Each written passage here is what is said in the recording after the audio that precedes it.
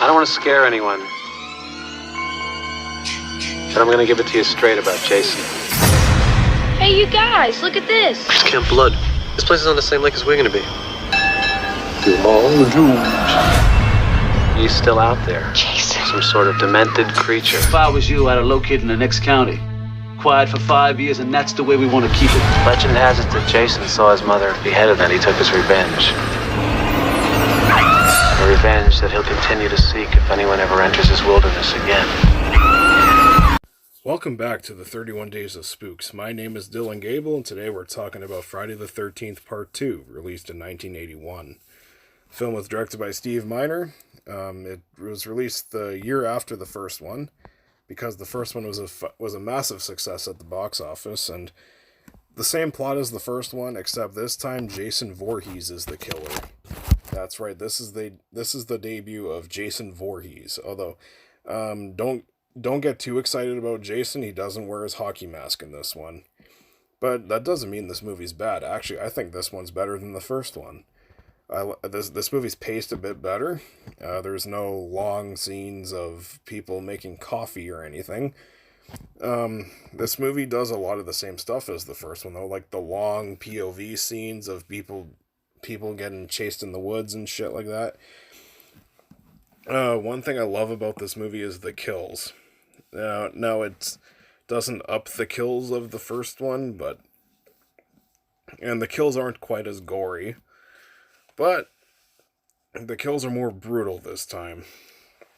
Like you can't forget the guy who gets the machete to the fucking face, like the guy in the wheelchair, and then you see the machete stuck in his face and he's fucking going down the stairs in the wheelchair. That shit's fucking brutal.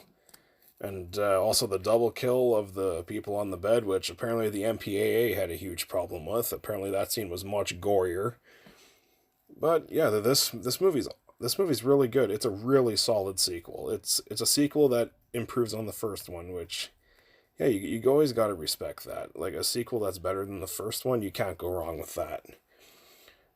Jason Voorhees himself, well, he's probably the least intimidating Jason in the whole franchise. He still works as a really good villain.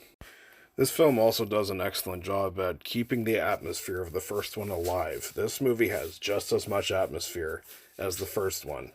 The thing about this movie, just like in the first one, was where this time it's Jason. You never know when he's gonna strike next. There's always that sense where you know he's just gonna pop up somewhere, but you just don't know exactly when. Watching this movie, if you're watching this movie for the first time, you'll definitely have that feeling. Now, if I were to have any issues with this film at all, let's see, the final act is a lot more slapstick heavy than in the first one. The first movie had a very nail-biting climax. This one, it's a lot of parts where Jason is just falling off of shit, getting kicked in the nuts, getting ran over by vehicles and shit like that. It kind of comes off as a bit slapsticky.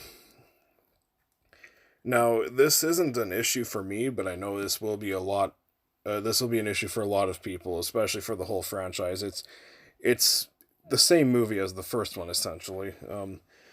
I don't have a problem with it because I love this franchise. This franchise has a formula that works for me, but it's not going to work for everybody, which I understand. Now, Friday the 13th Part 2 is a solid sequel. I recommend it for anybody who likes old school 80s slasher movies or just fans of Friday the 13th in general. I'm going to give it a B+. Stick around for my future reviews. I'm reviewing The Crow tomorrow, so look forward to that.